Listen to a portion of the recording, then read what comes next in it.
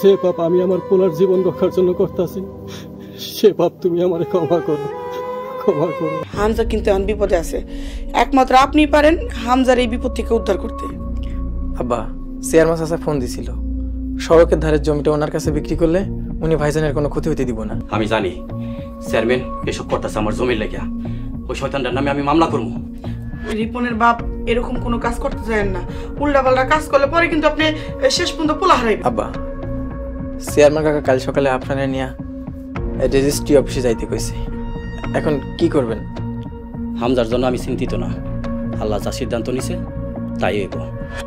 কিন্তু আমি জানি তোমরাও এসব ষড়যন্ত্রের সাথে জড়িত, তোমাকে কোনো মাপ নাই। ইহকালে পরকালে দুই কালেই তোমরা শাস্তি পাইবা। এই হইল আপনার পোলার প্রতি ভালোবাসা। হ্যাঁ শুনেন, হামজার যদি রিপনের বাপ এখনো সময় আছে, বুঝে আহেন, নিজের পায়ে নিজে কুড়াল মেরেন না। তোমরা যাও তো, যাও আমার ঘর থেকে।